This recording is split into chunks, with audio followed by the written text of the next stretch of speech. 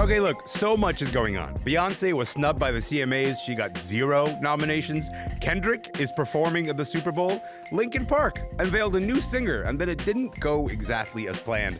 So many big pop culture stories to get into. The group chat's here. Let's go.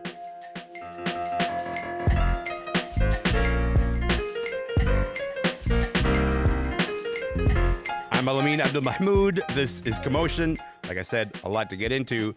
But given what we are talking about, you can understand why we are starting with this. This ain't Texas. Ain't no hold'em. So lay your cards down, down, down, down. So I'm dancing, but I'm mad. I'm dancing, but I am mad, okay? Some Beyoncé right there. That's for Texas Hold'em. It's off her groundbreaking album, Cowboy Carter. This is an album that set new precedents for black women in country music. Beyoncé became the first black woman to top the country music charts. So, earlier this week, the nominations for the Country Music Association Awards come out.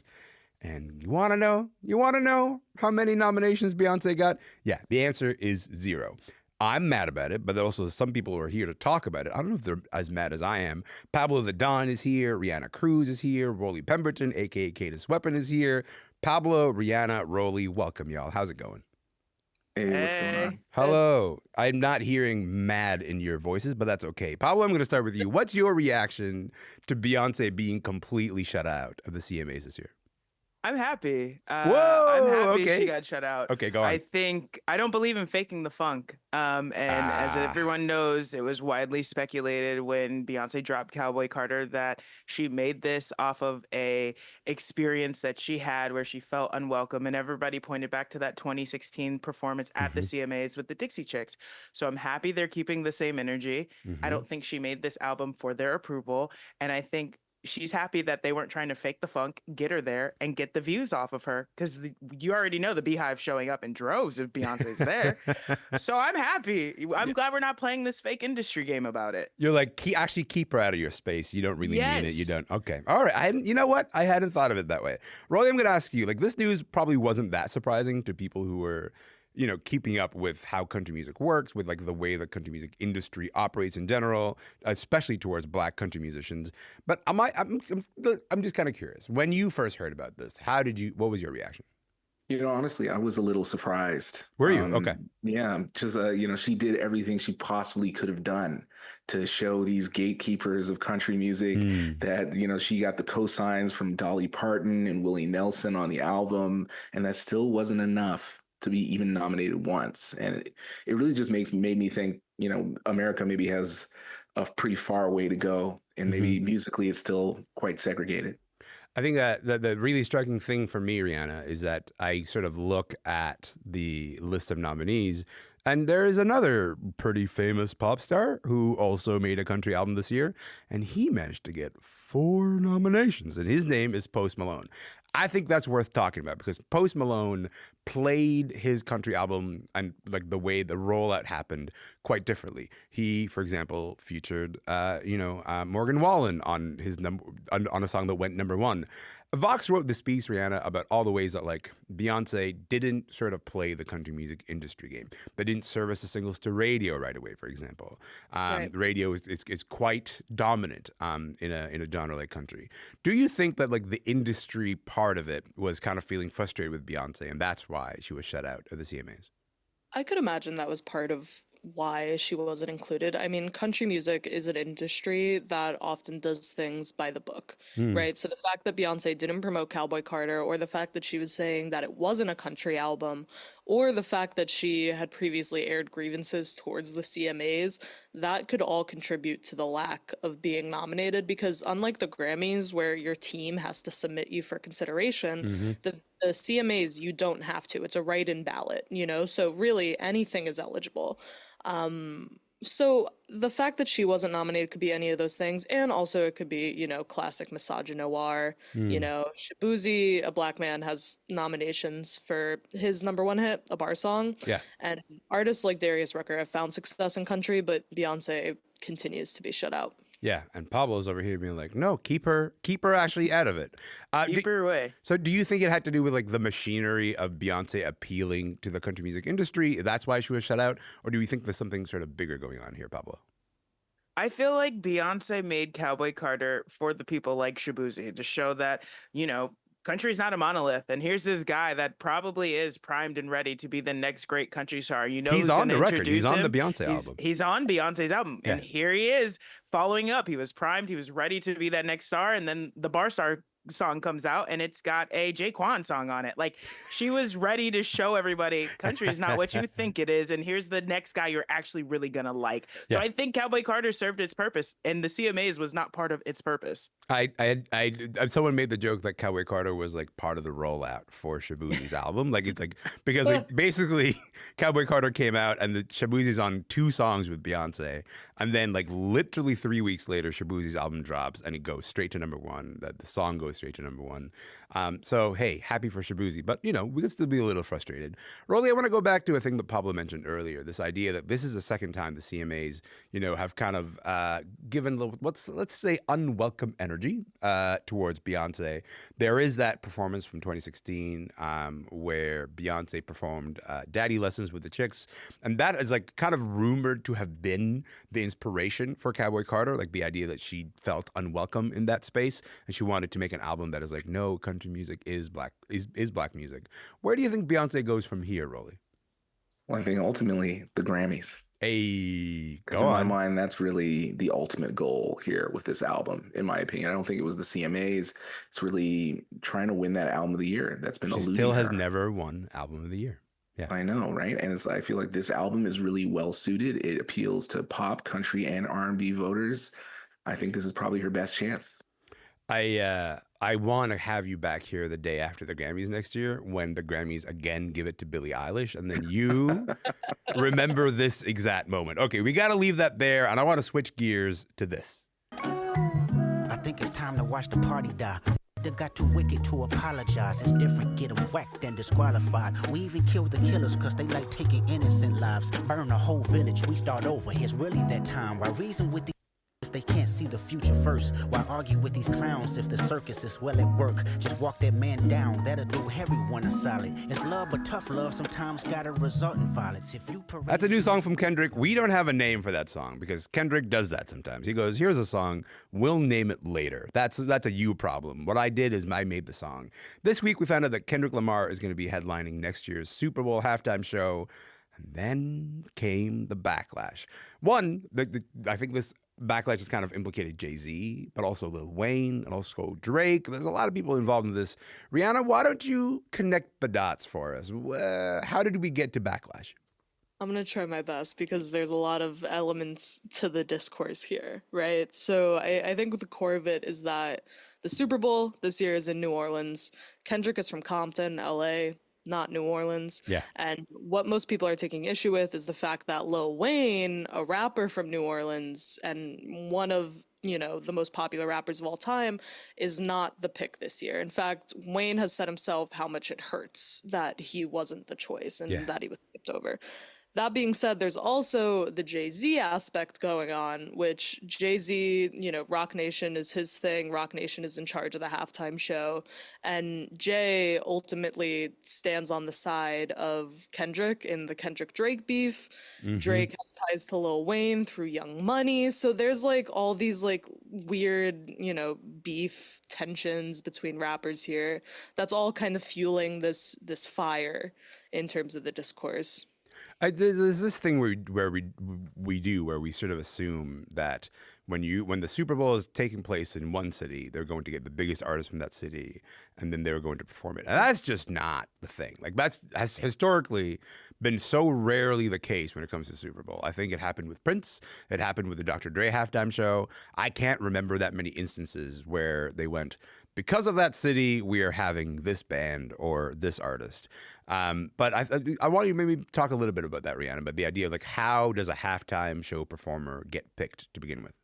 Yeah, totally. So now that it's under Rock Nation, basically the Super Bowl Rock Nation being Jay-Z's company. Right. Yeah. Yes.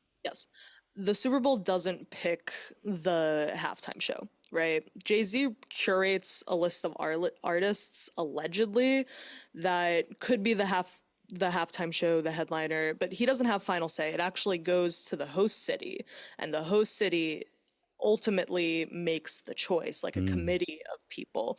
So it's really not Jay-Z's final decision. It's the Super Bowl city, their decision about the matter and who they want to see on that stage. Okay, so you mentioned Lil Wayne's response. Lil Wayne was a bit silent about this for a few days, but then he took to Instagram to respond to his supporters. I want you to hear a bit of what he had to say about not being selected to headline the Super Bowl halftime show in his hometown of New Orleans. Hurt a lot. You know what I'm talking about? It hurt a whole lot. I blame myself for not being mentally prepared for a letdown. It broke me, and I'm just trying to put me back together, but my God, have you all helped me. In case you didn't quite hear it, he said it broke me and it hurt a lot, but my God, you've all helped me sort of put myself back together. Rolly seems to be taking it pretty hard. What do you make of Lil Wayne's response to all this? Yeah, I find it kind of interesting because really Lil Wayne, he's very important in hip hop, one of the biggest artists ever come out of Louisiana. But he's not on Kendrick's stadium level. He can't play those kind of shows. He isn't known for selling out those kind of arenas. Yeah. So for him to be like, oh, it should be, I'm surprised it wasn't me, it feels a little disingenuous. Listen, you say this, but if you were not asked to play the Stanley Cup final in Edmonton, I literally wasn't, and I was there. You know what? You got me there because I forgot that Edmonton was literally in the final, and you're like, yes, and I wasn't, and nobody made the call. Nobody made the call to roll it. No. Okay, we're gonna come back. Me. Did it break you? It broke me. I got to tell people who are listening to this conversation that Rolly's having a great time. He's not actually crying on the stream in this moment. Pablo, I think regardless of where people stand, there is no question that Kendrick deserves to headline the Super Bowl. That's not in doubt, But that said, this is probably not the way that Kendrick wanted this rollout to go down. What are you going to expect him to sort of bring to the stage next year?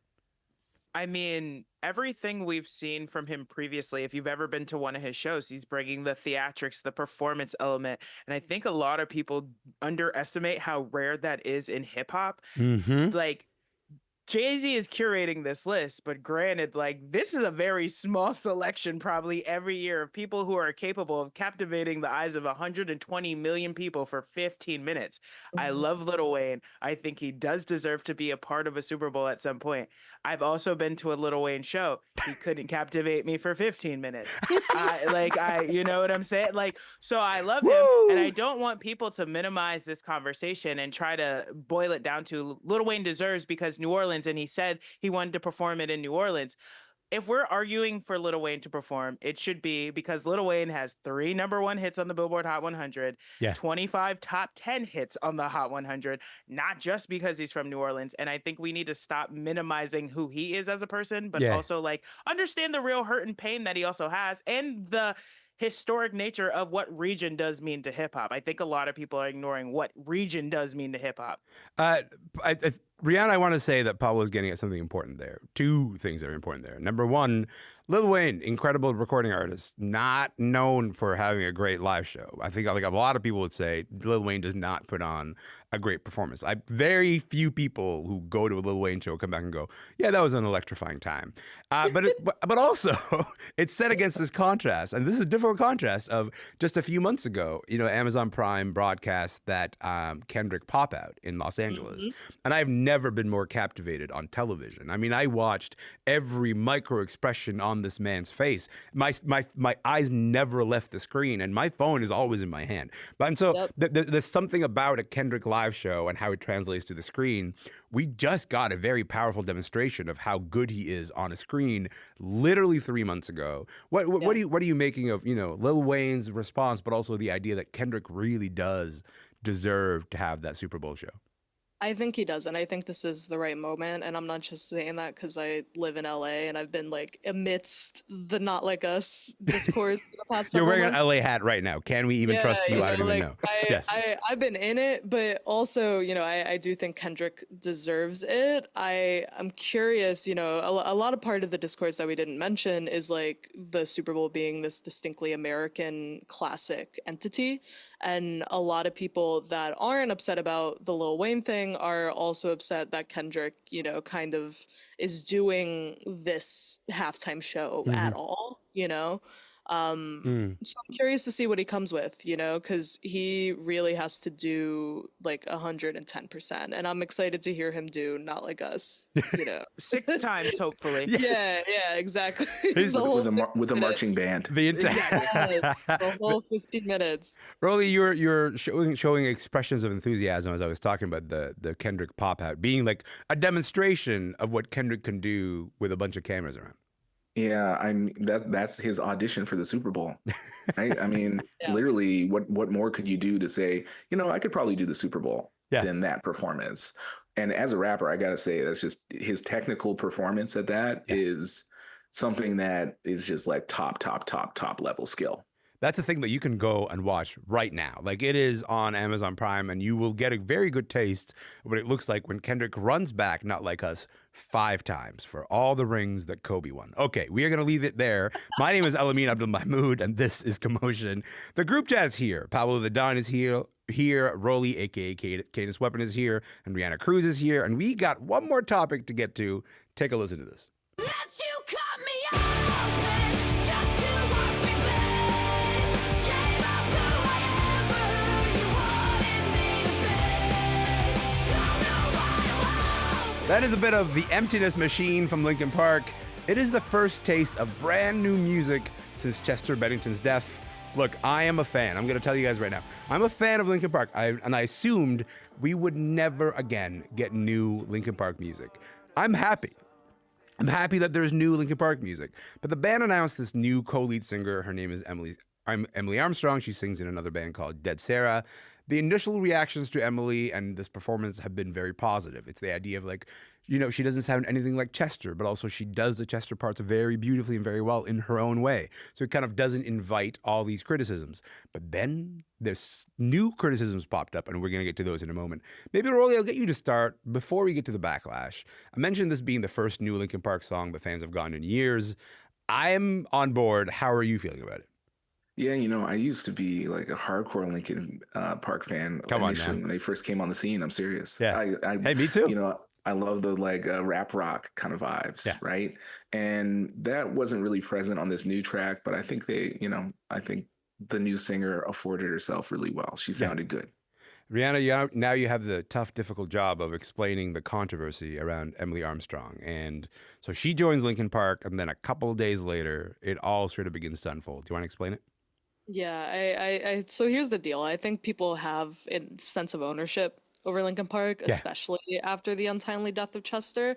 However, people are also finding a bigger issue with Emily. She is connected very well to the Church of Scientology and attended Scientologist Danny Masterson's rape trial in support of him. She's since put out a statement apologizing for the latter, but has not denied, I'm deeply involved in Scientology. So that's pretty much it. I think it's being fueled and stoked by the fact that people have these close personal connections with Linkin Park. Yeah. So, if it's not Chester, people are going to find issues with anything, but this is like a very substantial, how did you not vet your choice type issue. Yeah, I think that's an important distinction because you're totally right that people will find an issue with anything, but also this issue has weight and deserves to be addressed. Yeah, it's it's OD, it's serious.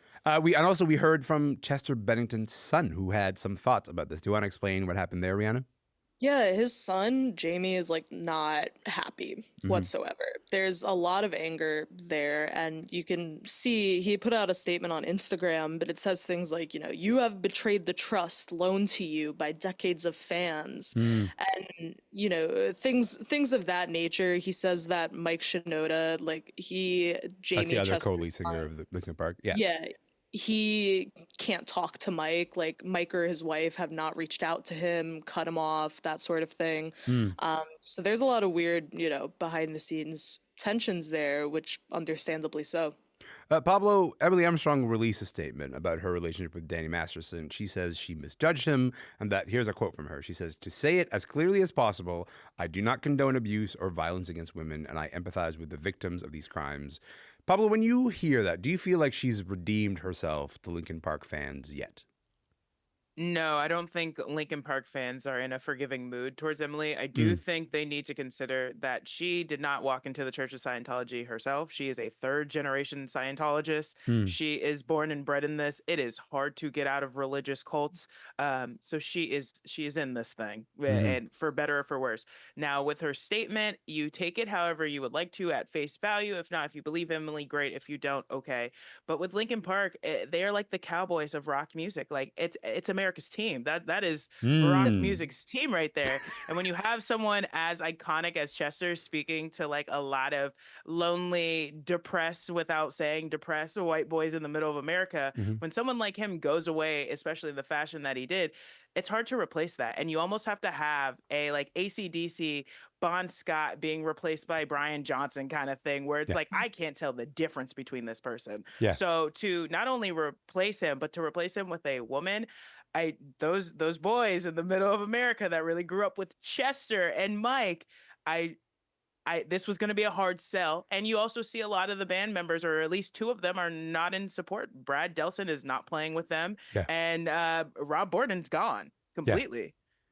I should note that I'm not in the middle of America, but Chester and Mike absolutely raised me also. So I'm on board with this. But I say America's team. They're America's team. But I do say this as someone who's like, I'm curious. Like Rolly, I listen to this new song and I say, I'm not out. I want to hear more. I want to hear a full record. It's never easy, I think, Rolly, for a band to pick up the pieces after the loss of a member, particularly after the lead singer.